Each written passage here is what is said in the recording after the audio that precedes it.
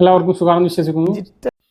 സംസ്ഥാനത്ത് 2025 ഡിസംബർ 22 മുതലാണ് സ്ത്രീ സുരക്ഷാ പെൻഷന് വേണ്ടിയിട്ടുള്ള അപേക്ഷ സ്വീകരിച്ചു തുടങ്ങിയത്. അന്ന് തന്നെ അപേക്ഷിച്ചിട്ടുള്ള പല ആളുകൾക്കും ആദ്യ ഗഡു കഴിഞ്ഞ ഫെബ്രുവരി 11 വിതരണം ചെയ്തപ്പോൾ ലഭിച്ചില്ല. അതിനുള്ള ചില പ്രധാനപ്പെട്ട കാരണങ്ങളും അതിനുള്ള മാർഗങ്ങളുമാണ് പറയുന്നത്. അതോടൊപ്പം തന്നെ അടുത്ത വിതരണവും വരാനിരിക്കുകയാണ്. അപ്പോഴും പല ആളുകൾക്കും മുടങ്ങും.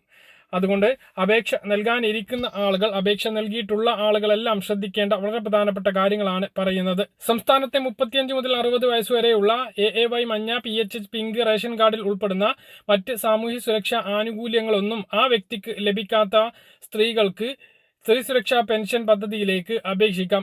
ഇങ്ങനെ അപേക്ഷിച്ചിട്ടുള്ള 15 ലക്ഷം അപേക്ഷകളിൽ നിന്നും 10 ലക്ഷത്തോളം ആളുകൾക്ക് കഴിഞ്ഞ 2 ആഴ്ചക്ക് മുമ്പ് സ്ത്രീ സുരക്ഷാ പെൻഷൻ 1000 രൂപ വിതരണം ചെയ്തു. ഇതിന്റെ അടുത്ത ഘട്ടമാണ് ഇനി നടക്കാൻ വേണ്ടി പോകുന്നത്. രണ്ടാമത്തെ ഗഡു മാർച്ച് 10 ശേഷം വിതരണം ഉണ്ടാകും എന്നുള്ളതാണ് വിവരം. എന്നാൽ കഴിഞ്ഞ തവണ വിതരണം ചെയ്ത 10 ലക്ഷത്തിലേക്കാൾ കുറച്ചുകൂടി കൂടുതൽ ആളുകൾക്ക് ലഭിക്കും. സംസ്ഥാനത്തെ 32 ലക്ഷത്തോളം സ്ത്രീകൾക്കാണ് ഇതിന് അർഹതയുള്ളത്. ഇതിൽ 15 ലക്ഷത്തോളം ആളുകളായിരുന്നു ആദ്യ മാസത്തിൽ അപേക്ഷിച്ചിരുന്നത്.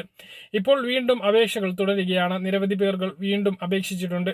പക്ഷേ ഈ മാസം അപേക്ഷിച്ചിട്ടുള്ള ആളുകൾക്ക് അടുത്ത മാസത്തെ പെൻഷൻ ലഭിക്കുമോ എന്ന് ഉറപ്പില്ല. അതേസമയം നേരത്തെ അപേക്ഷിച്ചിട്ടുള്ള ആളുകൾക്ക് റിജക്റ്റ് ആയതിന്റെ റീസൺ നോക്കി എഡിറ്റ് ചെയ്ത് പ്രശ്നങ്ങൾ പരിഹരിച്ചുകൊണ്ട് വീണ്ടും അപ്ലൈ ചെയ്തിട്ടുണ്ട് എങ്കിൽ അവർക്ക് തുക ലഭിക്കുന്നതുമാണ്. മറ്റൊരു പ്രധാനപ്പെട്ട കാര്യം, വിവിധ രേഖകളിൽ വ്യത്യസ്ത അഡ്രസ്സോ അതുപോലെ തന്നെ പേര് വിവരങ്ങളോ ഉള്ളത് കൊണ്ടാണ് റിജക്റ്റ് ആവുന്നത് എന്നുള്ളതാണ്.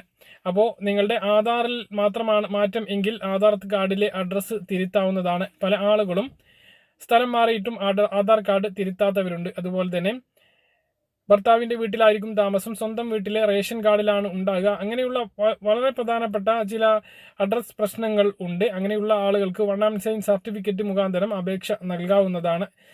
അപേക്ഷ 119 സർട്ടിഫിക്കറ്റിന്റെ അടിസ്ഥാനത്തിൽ നൽകിയതൊന്നും ഇതുവരെ റിജക്റ്റ് ചെയ്തിട്ടില്ല എന്നുള്ളതാണ് വിവരം.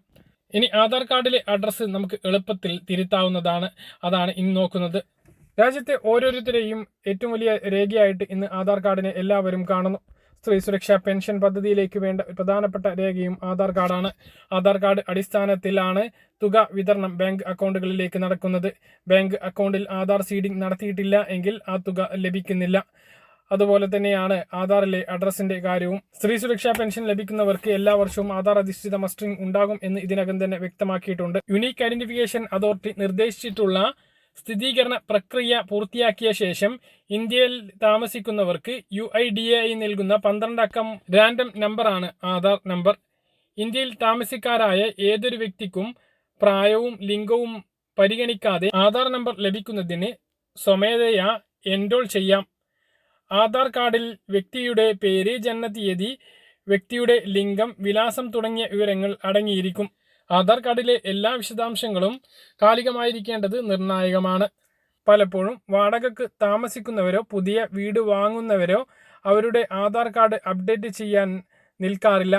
പഴയതും കാലഹരണപ്പെട്ടതുമായിട്ടുള്ള ഒരു രേഖ ചിലപ്പോൾ എല്ലാ സർക്കാർ പദ്ധതികളിലെയും ആക്സസ് ചെയ്യുന്നതിൽ നിന്നും തടഞ്ഞേക്കാം. ഇപ്പോൾ സ്ത്രീ സുരക്ഷാ പെൻഷൻ പല ആളുകൾക്കും നഷ്ടപ്പെട്ടതുപോലെ ബാങ്ക് KYC, ആദായ നികുതി, മറ്റ് പ്രധാന ജോലികൾ എന്നിവയെ എല്ലാം ഇത് ബാധിക്കുന്നതാണ്. ആധാർ കാർഡിലെ വീട്ടുവിലാസം അപ്ഡേറ്റ് ചെയ്യണമെങ്കിൽ ഇപ്പോൾ അതിനുള്ള പ്രക്രിയ ലളിതവുമാണ്. ഇത് unique identification authority of India UIDAI അടുത്തിടെ പുറത്തിറക്കിയ ആധാർ ആപ്പ് വഴി എളുപ്പത്തിൽ സാധിക്കുന്നതാണ്. ആൻഡ്രോയിഡിലും iOSലും പുതിയ ആധാർ ആപ്പ് പുറത്തിറക്കിയിട്ടുണ്ട്. സ്മാർട്ട് ഫോണിൽ പുതിയ ആധാർ ആപ്പ് ഇൻസ്റ്റാൾ ചെയ്യുക.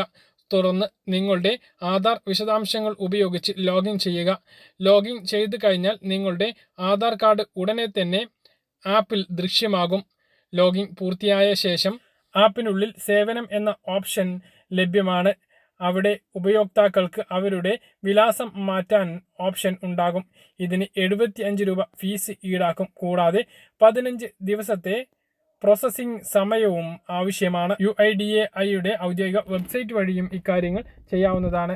UIDAI.gov.in സന്ദർശിച്ച് നിങ്ങളുടെ ഭാഷ തിരഞ്ഞെടുക്കുകയും എൻ്റെ ആധാർ എന്ന ഓപ്ഷൻ തിരഞ്ഞെടുക്കുകയും അപ്ഡേറ്റ് യുവർ ആധാർ എന്നതിൽ ക്ലിക്ക് ചെയ്യുകയും ചെയ്ത് update address in your Aadhaar എന്ന ഓപ്ഷനിൽ ക്ലിക്ക് ചെയ്തുകൊണ്ട് പ്രോസസ്സിംഗ് നടപടികൾ പൂർത്തീകരിക്കാം. ഇതുപോലുള്ള ഇൻഫർമേഷൻ ലഭിക്കാൻ ചാനൽ സബ്സ്ക്രൈബ് ചെയ്യുക, ബെൽ ഐക്കൺ എനേബിൾ ചെയ്ത് വെക്കുക. മറ്റൊരു വീഡിയോയുമായി നമുക്ക് വീണ്ടും കാണാം. അതുവരേക്കും ബൈ.